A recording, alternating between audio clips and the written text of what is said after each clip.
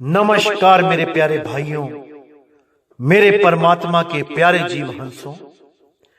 मैं परमपिता परमात्मा से यही अरदास करता हूं कि आप सब मेरे भाइयों का विवेक पहले से ज्यादा और ज्यादा से ज्यादा बढ़ता ही जाए और ऐसी कोई दुविधा ना रहे जो आपके मन में 1% भी घर कर पाए। हर चीज आपको एकदम क्लियर समझ में आती जाए। मैं बस यही अरदास करता हूं अपने मालिक से, अपने परमपिता परमात्मा, अपने बंदी छोड़ से। और मैं यही चाहता हूं कि आप सब भी इस भरम जाल से बाहर आ जाओ, इस सपन लोक से बाहर आ जाओ और ऐसा बाहर आओ कि दोबारा ये सपना कभी देखो ही ना, क्योंकि इसी सपने की वजह से आज आपको ये सुख दुख का भारी बोझा उठाना पड़ रहा है। अगर ये सपना देखा ही ना होता तो कोई भी सुख और दुख आपके जीवन में नहीं आता। लेकिन जो गलती कर दी है अब उसको सही करने का समय आ चुका है मेरे भाइयों। और अगर ये समय एक बार निकल गया तो मेरे भाई हाथ पल्ले कुछ नहीं रहेगा, कुछ नहीं रहेगा। इसलिए मेरे भाई अभी होश कर लो, अभी कुछ नहीं बिगड़ा है, अभी समय है। अगर एक बार ये समय निकल गया तो पछताने के सिवा कुछ हासिल नहीं होगा, कुछ हासिल नहीं होगा। इसलिए अच्छी तरह समझ जाओ कि मैं क्या समझाना चाहता हूं। बिना पक्षपात किए हर चीज को गहराई से समझो, तब एक एक चीज समझ में आएगी कि मैं बताना क्या चाहता हूं। तभी ये भ्रम भूत आपके जीवन से बाहर जाएगा जब आप इस ज्ञान को अच्छी तरह समझ लोगे। इस ज्ञान को समझने के लिए जरूरी नहीं कि आप हिंदू ही हो या मुसलमान हो या सिख हो या ईसाई हो तभी समझ में आएगा। इस ज्ञान को समझने के लिए आप केवल इंसान बन जाओ, इतना बहुत है। अगर आप इंसान बन के, केवल एक आम इंसान बन के इस ज्ञान को समझोगे तो एक एक चीज समझ में आएगी। भूल जाओ क्या है आपका धर्म, भूल जाओ क्या है आपकी जात, भूल जाओ क्या है आपका नाम। केवल उस अल्लाह वाहिगुरु गॉड परमात्मा को कैसे पाना है इस पे विचार करो। छोड़ दो सब कुछ, केवल उसको कैसे पाना है इस पे जोर दो, फिर देखो कैसे रास्ता नजर आता है। तभी मेरे भाई, तभी कल्याण होगा, अन्यथा इन्हीं गलियों में धक्के खाते रह जाओगे। आज देख लो क्या हालत हो गई है।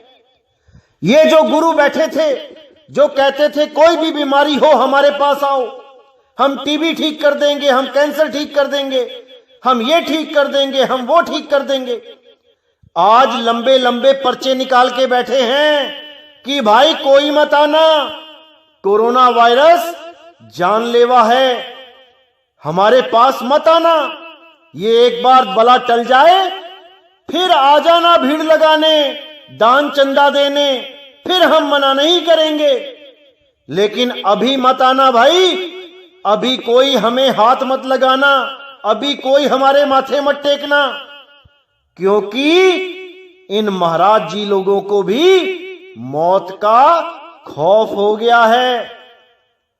जो लोग आपको निर्भय करने के दिलासे देते थे आज वही मौत की काली परछाई से डरते छुप रहे हैं।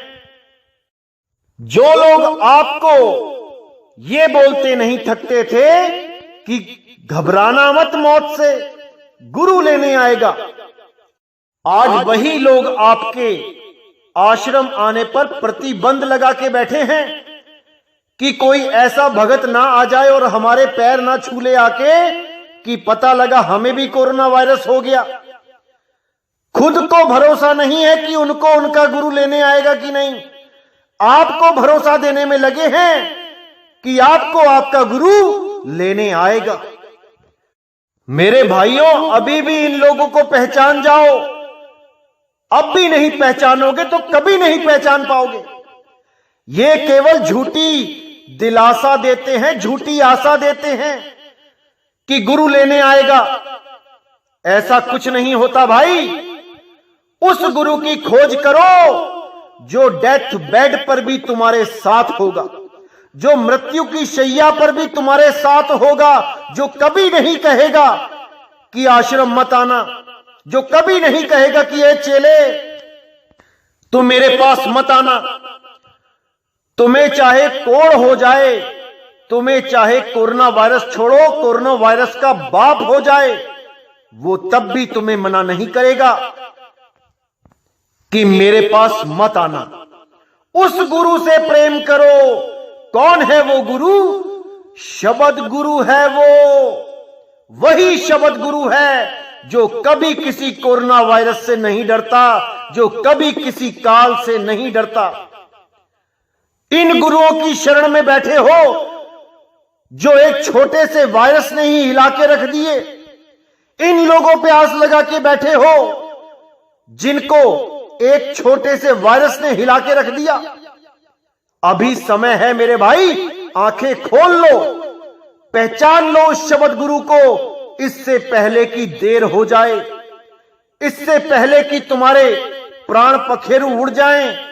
अपने प्राणनाथ को पहचान लो मेरे भाइयों, पहचान लो। वही प्राणनाथ सारे जगत का प्राणनाथ है, वो सारे जगत का जगदीश है। उसी के लिए बोला गया था, जब आएगा बीसम बीसा, ना रहेगा ईसा, ना रहेगा मूसा, राज करेगा जगदीसा।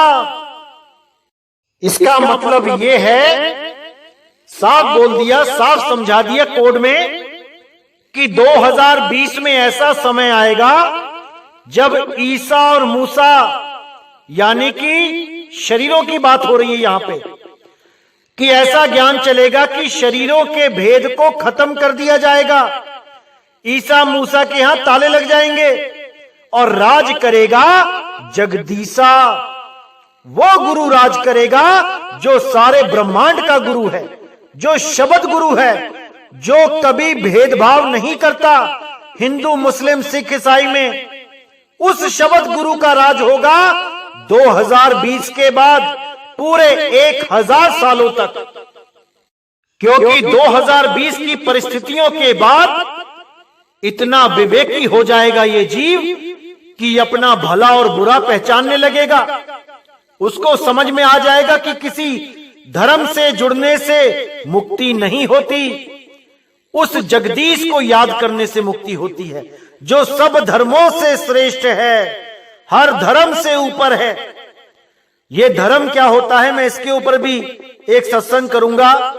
क्यों लोग धर्म के नाम पे भ्रमित हो जाते हैं, असल में धर्म होता क्या है, इसके ऊपर भी एक सत्संग किया जाएगा बहुत जल्दी। लेकिन आज जो वाणी आपको समझाई जाएगी, बताई जाएगी, वो बहुत इंपॉर्टेंट वाणी है। आपने पहले उस वाणी को पूरा समझना है, उसके बाद धर्म के बारे में भी पूरी व्याख्या की जाएगी कि धर्म आखिर कहते किसे हैं, और इस दुनिया में सबसे श्रेष्ठ धर्म क्या है, खुल के बताया जाएगा। आपने पूरा विवेक लगा के समझना। तो आज की वाणी पे विचार करेंगे। तो क्या कहती है वाणी? अब तो संशय भयो अधिकाई, निश्चय वचन करहु मोहि साई। प्रथमे आप वचन यस भाखा, निज रक्षा मह 42 राखा। अब कहहु काल वस परी है, दोई बात की विधि निस्तरी है। तो इसके बारे में मैं आपको बता दूं कि जब कबीर साहब ने धर्मदास जी को बोला कि धर्मदास, आपका जो पुत्र है नारायण दास, ये काल का ही दूत है, इसको जितनी जल्दी हो सके अपने घर से बाहर निकाल दो।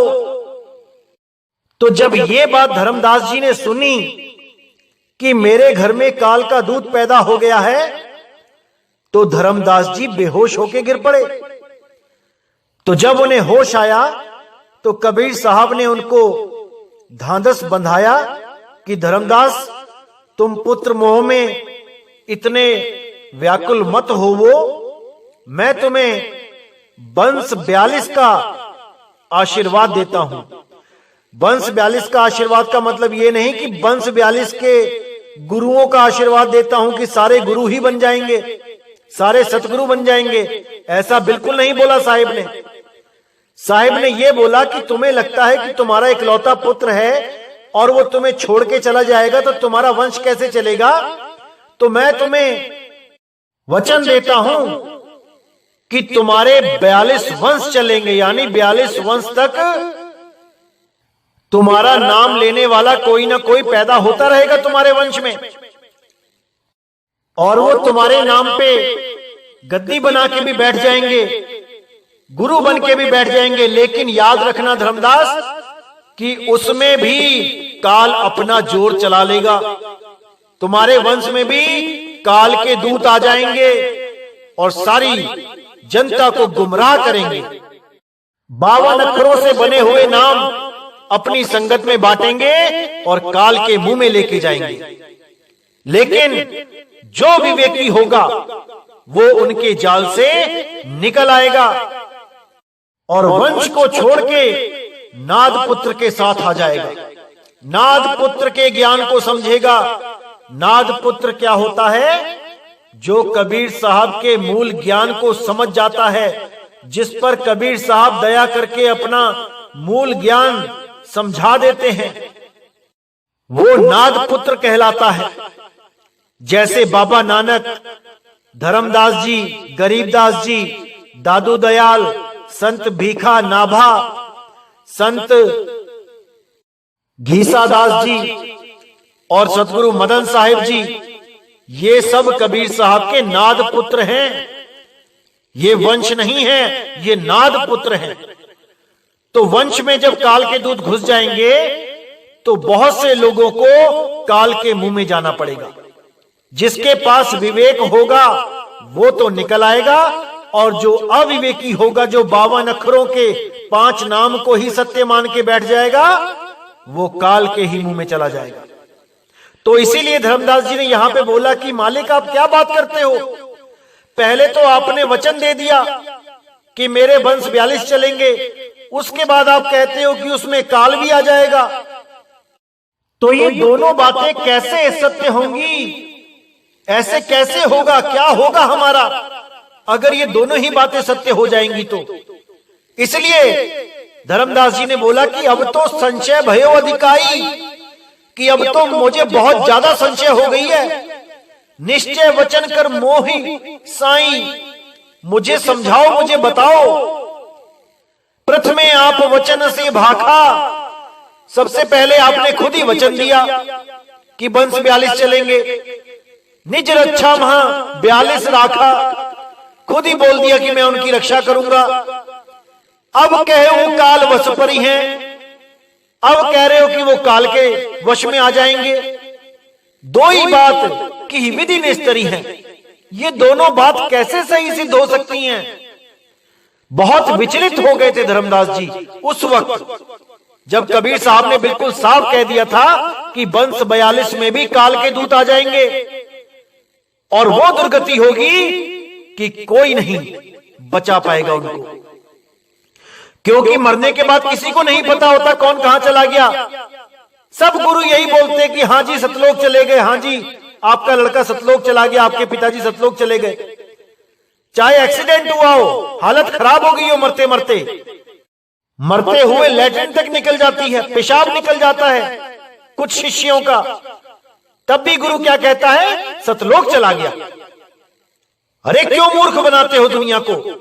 कितने ही गुरुओं के शिष्य हैं जिनकी मृत्यु के वक्त लैट्रिन तक निकल गई, लेकिन उनके गुरुओं को पूछो कि मेरा भाई कहां गया होगा, मेरे पिताजी कहां गए होंगे, तो एक ही डायलॉग रटा हुआ है मुंह पे वो तो सतलोक चले गए। अरे तुमने जाके देखा क्या वहां सतलोक पहुंच गए? बस एक ही बात रटी हुई है, हमारे यहां जो भी नाम लेगा मर जाएगा, सतलोक पहुंच जाएगा। अरे कभी सतलोक जाना है क्या है? सतलोक की व्याख्या कर सकते हो? कभी देखा है सतलोक? कितने महल हैं, कितनी दुकानें हैं, कितने मकान हैं? कोई गुरु नहीं बता सकता इस बात को। सबके सब एक कल्पना की दुनिया में जी रहे हैं। कोई सतलोक को सत्य बता रहा है, कोई कहता है नहीं सतलोक तो कुछ भी नहीं है, अलग लोग चलेंगे। उसके आगे मिल जाते हैं लोग, नहीं अलग लोग नहीं, अकय लोग चलेंगे, अनामी लोग चलेंगे। और आजकल तो एक और आगे हैं कि ये तो कुछ भी नहीं है, सत केवल धाम चलेंगे, सत केवल धाम। अरे कभी कोई गया है क्या वहां पे? अगर गया है तो चित्र बना के दिखाओ, क्या दिखाई देता है वहां पे? कौन सा महल दिखाई देता है वहां पे? कौन से पेड़ पौधे जंगल दिखाई देता है? आदमी कैसे दिखाई देते हैं वहां पे? जरा चित्र तो बना के दिखाओ।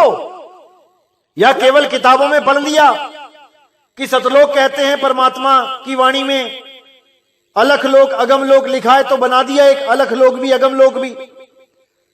सब कल्पनाओं में जी रहे हैं, वास्तविकता किसी को नहीं पता कि सतलोक होता क्या है, अगम लोक अलख लोक होता क्या है, अनामी लोक क्या है।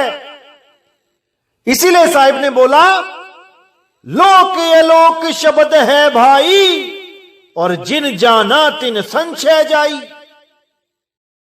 इसीलिए गरीबदास जी ने भी बोला गरीब लोक अलोक चाहूं नहीं, इच्छा नहीं अचूक, अदली आदि कबीर के चरण कमल की भूख। कि मुझे किसी लोक अलोक की चाह नहीं है, मैं नहीं किसी सतलोक अलख लोक अगम लोक अनामी लोक सत केवल लोक को जाना चाहता। मुझे तो केवल कबीर साहब के चरण की धूल मिल जाए, उनके चरणों का स्थान मिल जाए। और गुरु के चरणों का स्थान कहां होता है ये आपको बहुत जल्दी बताया जाएगा। सारे भेद खोले जाएंगे जब सार नाम की बख्शीश होगी, तब आप एक एक चीज को समझ पाओगे कि क्या वाणियों में कोड लगे होते हैं, क्या गुप्त से भी गुप्त भेद होते हैं। उन सब को आप समझ पाओगे, हर चीज आपकी क्लियर हो पाएगी। तो जब धर्मदास जी ने ये शंका प्रकट कर दी कि हे परमात्मा ये दो बातें कैसे हो रही हैं, एक तरफ आप कहते हो कि वंश 42 चलेंगे और दूसरी तरफ आप कहते हो कि काल के दूत घुसेंगे, काल झपट्टा मारेगा, तो क्या होगा, कैसे होगा, मुझे समझाओ। तब कबीर साहब ने नाद वंश की बढ़ाई करी, वचन वंश की नहीं। क्या बोला कबीर साहब ने?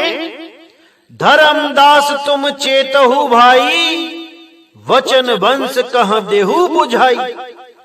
जब जब काल झपाटा लाई, तबे तबे हम होव सहाय। यानी हे धर्मदास तुम वचन वंश को यानी अपने वंश को समझा देना अच्छी तरह कि काल इस वंश में घुसने की कोशिश करेगा और बहुत बार घुसेगा। और जब जब ये काल झपाटा लाई यानी झपट्टा मारेगा, तुम्हारे वंशजों की बुद्धि को अपने बस में कर लेगा। कहने को तो वो गुरु बन के बैठे होंगे, लेकिन उनकी बुद्धि काल के हाथ में होगी। वो 52 अक्षरी नाम दे रहे होंगे लोगों को, और उनको यही नहीं समझ आ रहा होगा कि परमात्मा का सच्चा नाम, परमात्मा का सतनाम ये 52 अक्षरों में नहीं आता। लेकिन अज्ञानतावश वो उसी काल के जाल को लोगों की तरफ फेंकते चले जाएंगे और लाखों लोग उसमें उलझ के काल के मुंह में चले जाएंगे। तब यहां पे साफ बोला कि जब जब काल झपाटा लाई, तबे तबे हम होव सहाय। कि जब भी काल झपट्टा मारेगा तब मैं सहायता करूंगा, लेकिन कैसे करूंगा ये बहुत जरूरी है समझना। तब कबीर साहब ने कहा कि नाद हंस तब ही प्रगटायब, भरम तो ही, यहां तो ही लिखा है, तोड़ी है। नाद हंस तब ही प्रगटायब, भरम तोड़ी जग भक्ति दृढ़ायब। यानी कि जब मैं तुम्हारे भ्रमित वंश को संभालूंगा तब ऐसे नहीं संभालूंगा कि मैं आ जाऊंगा काल से बचाने, नहीं, मैं नादहंस प्रकट करूंगा। नादहंस यानी ऐसा दिव्य ज्ञानी प्रकट करूंगा जिसको मैं स्वयं आके नाम दूंगा। और अगर उस नाद वंश की, उस नाद हंस की बात को तुम्हारे ये बिंद वंश मान लेगा तो समझ लेना कि वो खुद भी पार हो जाएगा और अपने शिष्यों को भी पार करवा देगा। लेकिन अगर वो अपनी गलती समझकर भी अहंकारवश सत्य को नहीं अपनाएगा तो वो खुद तो डूबेगा ही, लाखों जीवों को भी डुबाएगा और उसका महापाप उसके सिर पर चढ़ेगा ही चढ़ेगा, जिसका हिसाब उसे स्वयं नरकों में जाके देना पड़ेगा, कुंभी नरक में उल्टा लटकना पड़ेगा। इसलिए धर्मदास अच्छी तरह समझा देना अपने वंश को कि जब भी उनको पता लग जाए कि वो गलत रास्ते पे हैं, वो नाद वंश की बात मान जावें। जहां पर मेरा मूल ज्ञान प्रकट हो चुका है उसकी बात मान लेवें, मान बढ़ाई अहंकार को त्याग देवें, सब एक साथ मिलके सत्य को अपनावें और असली कबीर पंथ इसका प्रचार करें। कोई बड़ा छोटा नहीं होता। अगर अज्ञान को समझकर ज्ञान की तरफ चल दिया जाए तो वो अज्ञानी नहीं कहलाता। और बड़े छोटे की तो वैसे ही बात नहीं है, क्योंकि हम सब उस मालिक के बच्चे हैं। कोई बड़ा छोटा नहीं है, कोई बड़ा छोटा नहीं है। तो आगे कहते हैं, नाद पुत्र सो अंश हमारा, तिनते होए पंथ उजियारा, वचन वंश तो होए सचेता, बिंद तुम्हारे ना माने होता। यानी मेरा अंश तो नाद पुत्र है, नाद पुत्र, मेरे बिंद पुत्र नहीं है। बिंद पुत्र तुम्हारे हैं धर्मदास, और उनको अच्छी तरह समझा देना कि तुम्हारे पंथ में अज्ञान आ जाएगा, सार शब्द का ज्ञान लुप्त हो जाएगा। अगर मेरा नाद पुत्र सही समय पर आके चेताएगा तो सचेत हो जाना और अपने अज्ञान को त्याग के उस मूल ज्ञान को अपना लेना। साफ बोला है साहिब ने यहां पे कि नाद पुत्र सो अंश हमारा, तिनते होए पंथ उजियारा, कि मेरा सच्चा कबीर पंथ नाद पुत्र से उत्पन्न होगा, बीज पुत्र से नहीं होगा। वचन वंश तो होए सचेता, बिंद तुम्हार ना माने होता। यानी जो वचन वंश में होगा वो तो सचेत हो जाएगा, लेकिन जो बिंद वंश का गुण लेके बैठा होगा वो तुम्हारी बात भी नहीं मानेगा। वचन वंश नाद संग चेते, मेटे काल घात सब तेते, बिंद तुम्हार न माने ताही, आया वंश ना शब्द समाही। यानी जो हमारे वचनों पर भी यकीन करता होगा, वचन वंश हमारा होगा, वो नाद के साथ, नाद वंश के साथ चेत जाएगा, वो हमारे नाद पुत्र की बात को समझ लेगा। मेटे काल घात सब तेते, और वो काल के जितने भी घात हैं सबको मेट देगा। बिंद तुम्हार न माने ताही, यानी कि जिसके अंदर बिंद पुत्र के गुण होंगे, यानी पिता से मिलने वाली संपत्ति के लालच में जो बैठा रहेगा, जो गुरु पद पे बैठा रहेगा कि मेरे पिताजी गुरु हैं और मैं भी गुरु बनूंगा, अगर उस लालच में रहेगा तो वो कभी भी नाद पुत्र की बात को नहीं समझ पाएगा। उसके मन में मान बढ़ाई अहंकार रहेगा, वो काल के ही जाल में उलझा रहेगा। इसीलिए साफ बोल दिया, बिंद तुम्हार न माने ताही, आया वंश न शब्द समाही। ना तो वो वंश में आएगा जो असली कबीर साहब का वंश है, ना उसमें आएगा, ना ही शब्द समाही, ना ही वो शब्द में समाएगा। वो ऐसे ही जन्मों जन्म भटकता हुआ 84 में धक्के खाएगा। तो आगे कबीर साहब क्या बताते हैं कि शब्द की चास नाद कहां होई, बिंद तुम्हारो जाए बिगोई। बिंद ते होए ना नादी उजागर, परख के देखू धर्म निनागर। तो शब्द की चास यानी शब्द की पहचान नाद कहां होई, वो नाद पुत्र को ही होगी। बिंद तुम्हारो जाए बिगोई, तुम्हारे बिंद वंश को उसका ज्ञान ही नहीं होगा। बिगोई यानी नाश होगा उसका। बिना शब्द की पहचान के वो नकली नाम जपते हुए खुद भी मरेंगे और अपनी संगत को भी गुमराह करके काल के मुंह में लेके जाएंगे। बिंद ते होए ना नादि उजागर, परख के देख धर्मनी नागर। यानी बिंद वंश में नाद वंश का उजागर नहीं होगा। नाद वंश तो बाहर से होका देगा, बाहर से समझाएगा। वो वंश 42 के अंदर नहीं आएगा, वो बाहर से जीवों को चेताएगा।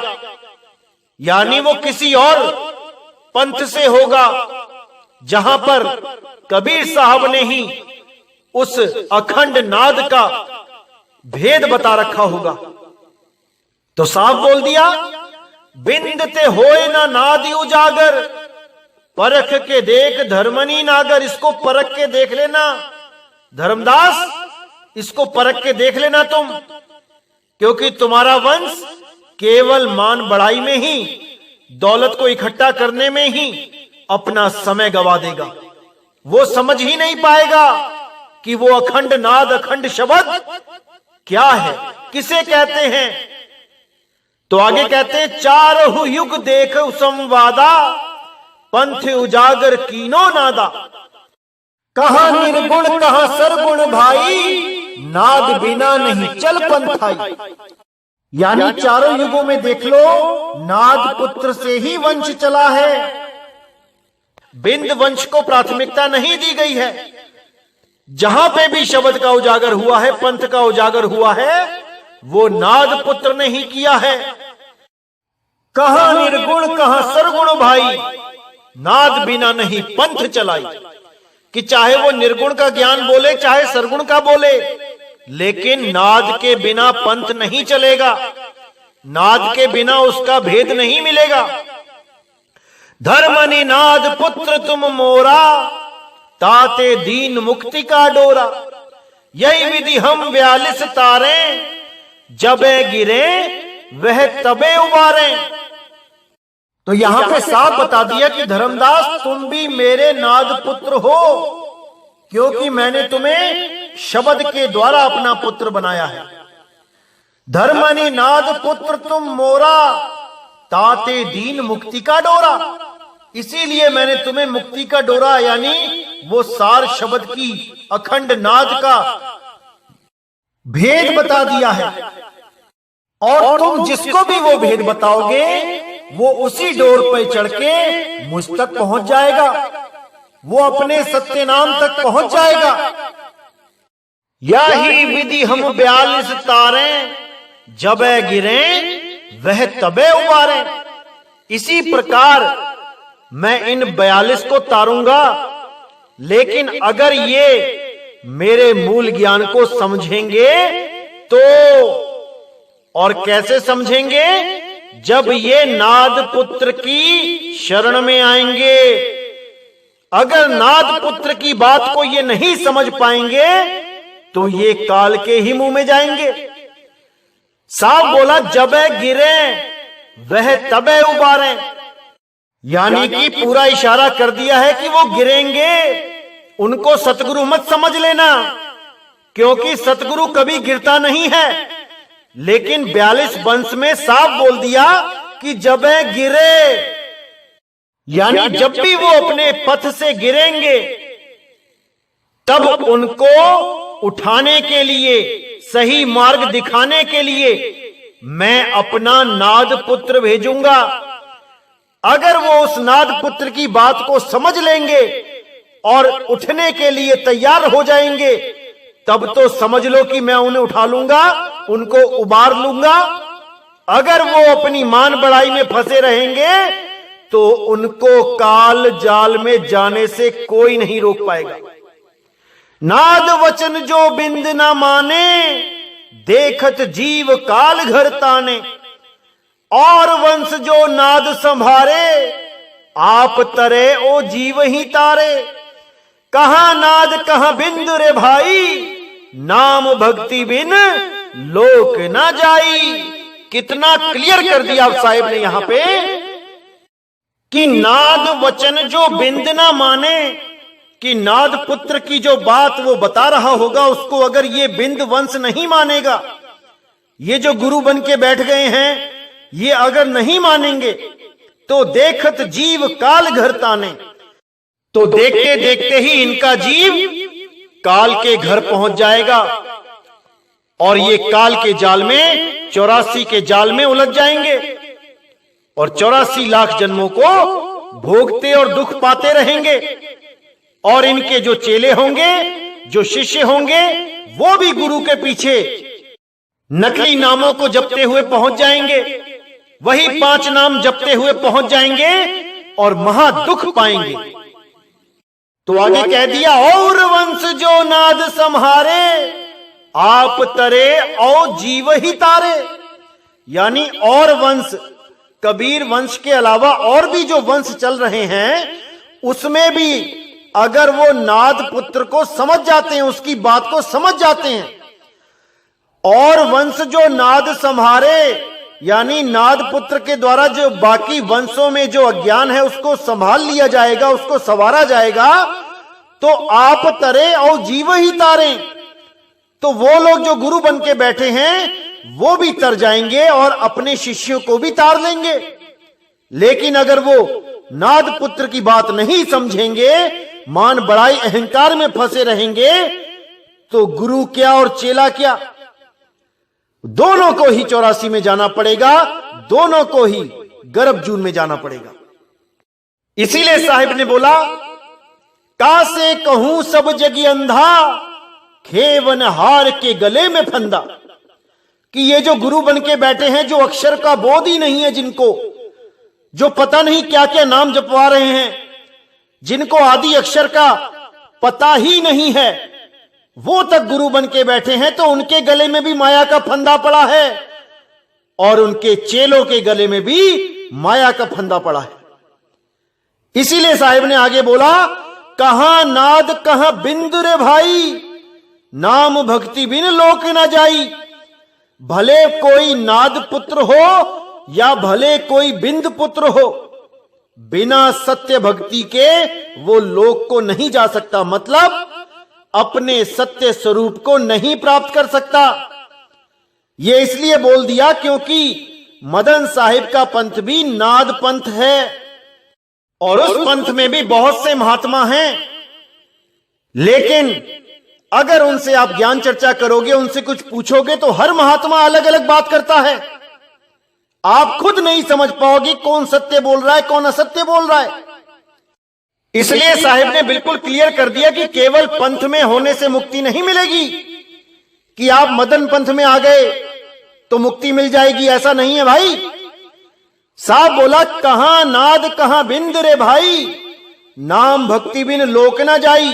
भले कोई मदन पंथ में ही क्यों ना हो, भले ही कोई नानक साहिब के पंथ में क्यों ना हो, भले ही कोई रविदास जी के पंथ में क्यों ना हो, अगर सत्य भक्ति नहीं है, वो सच्चे नाम की भक्ति नहीं है, तो मुक्ति नहीं मिलेगी। अच्छी तरह समझ जाओ मेरे भाइयों, इसको अच्छी तरह समझ जाओ। तो मेरे भाइयों, इस वाणी से पूरा सिद्ध हो जाता है कि धर्मदास जी के पंथ में जितने भी वंश में जितने भी गुरु आ रहे हैं, उन पर काल झपट्टा मारेगा और उनको गिरा लेगा। लेकिन उनको काल जाल से छुड़ाने के लिए नाद पुत्र भी समय समय पे भेजा जाएगा।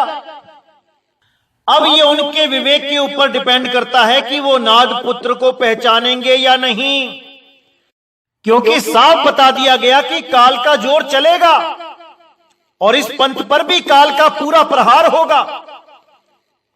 लेकिन ये बात आपको कोई भी धर्मदास जी का वंशज नहीं बताएगा, क्योंकि वो एक का भी नाम नहीं गिना पाएंगे जिसपे काल का जोर चला है, क्योंकि वो तो अटल बना के बैठे हैं अपने वंश को। अपने वंश को अटल बना के कबीर साहब की इस वाणी को मिथ्या साबित कर देंगे कि ऐसा कोई गुरु नहीं हुआ वंश में जिस पर काल का जोर चला हो, क्योंकि वो तो सभी सतगुरु थे। तो कबीर साहब यहां किसके लिए बोल रहे हैं भाई? ये आपने विचार करना है मेरे भाइयों। आपने, कोई गुरु नहीं कहेगा कि हम अधूरे हैं। ये आपने देखना है कि कबीर साहब की वाणी क्या कहती थी और हमें क्या बताया जा रहा था आज तक। अगर आप इन लोगों से पूछोगे कि काल ने किस पे झपट्टा मारा, तो बड़े शातिराना तरीके से ये बोल देंगे, जो लोग इनके पंथ में से अलग हुए हैं उनका नाम गिना देंगे कि देखो हमारे वंश में से ये अलग हो गया, वो अलग हो गया, ये काल के दूत थे। बस ऐसे ही लोगों को भरमा देंगे और बावन के जाल में उलझा के उनका जन्म बर्बाद कर देंगे। अरे इन लोगों को तो यही नहीं पता कि 52 से न्यारा नाम होता क्या है।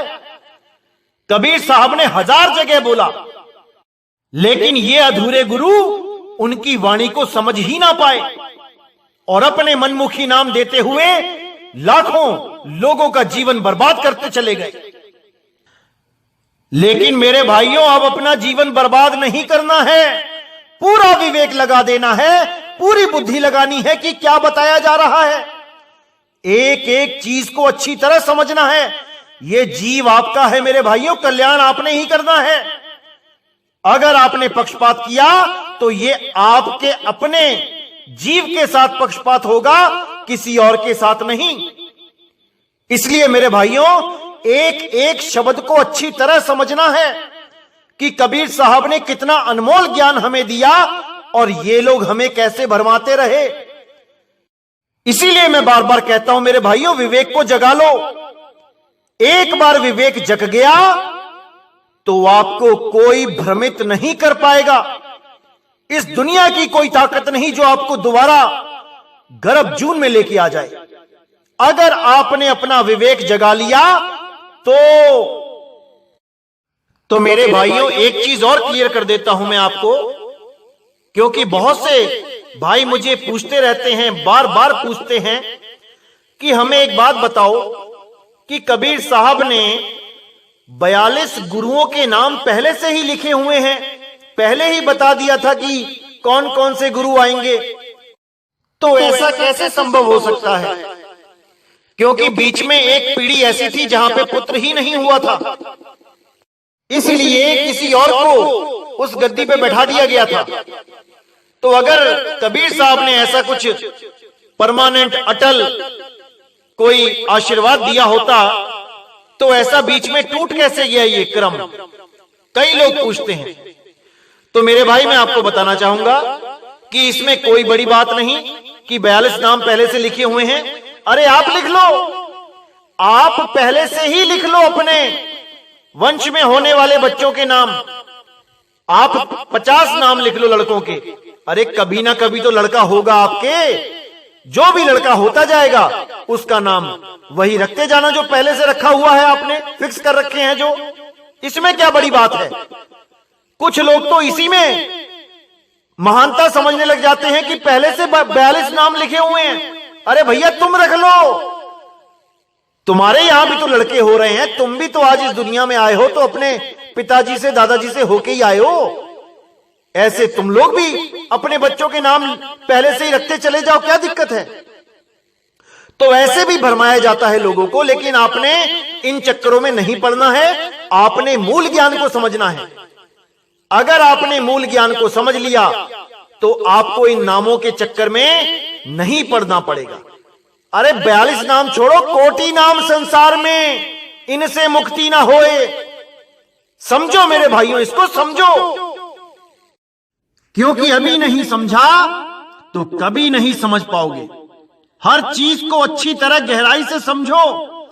ये इंसान जन्म समझने के लिए ही मिला है, इसको वैसे बर्बाद मत जाने दो। तो मेरे भाइयों, मैं पूरी उम्मीद करता हूं कि आपको हर चीज क्लियर हो रही है और हजारों लोगों के फोन आते हैं। बहुत खुशी होती है जब वो ये बताते हैं कि कैसे उनका विवेक जाग रहा है, हर चीज समझ में आ रही है। पहले वो किन पंथों में उलझे हुए थे और अब हर चीज को समझ के आगे बढ़ रहे हैं। बहुत खुशी होती है मेरे भाइयों, क्योंकि हमारा आगे बढ़ना ही काम है, रुकना काम नहीं है। आगे चलना हमारा काम है। जब तक हमें सत्य ना मिल जाए, आगे बढ़ते रहो। इसीलिए साहिब ने कहा, जब लग मिले नहीं शब्द वो सांचा, तब लग गुरु करो 10 पांचा। गुरु बदलने में कोई दिक्कत नहीं होती। कोई भ्रम में ना रहे कि मुझे पाप लग जाएगा, मैं नरकों में चला जाऊंगा, ऐसा नहीं होता। बस ये पक्का पता होना चाहिए कि जिस गुरु की शरण में मैं जा रहा हूं, उसका ज्ञान मेरे पिछले गुरु से ऊपर का ज्ञान है। अगर ये चीज आपने दृढ़ निश्चय के साथ समझ ली, फिर आपको कोई भ्रमित नहीं कर पाएगा। फिर आप आगे बढ़ते ही जाओगे और एक दिन उस सत्य नाम को प्राप्त कर लोगे, 100% कर लोगे मेरे भाइयों। तो मेरे प्यारे भाइयों, यहीं पे मैं सत्संग समाप्त करता हूं। अब मुझे विदा दीजिए। जय गुरु बंदी छोड़ वैराग साहिब, जय गुरु बंदी छोड़ साधु शरण साहिब, जय गुरु बंदी छोड़ बाबा नानक साहिब, बाबा रविदास जी महाराज, बाबा धर्मदास जी महाराज, मेरे सभी संत। जय जय सतगुरु बंदी छोड़ सतगुरु सत्य कबीर साहिब की सदा ही जय हो, सदा ही जय हो। मेरे मालिक की साहिब बंदगी सतनाम।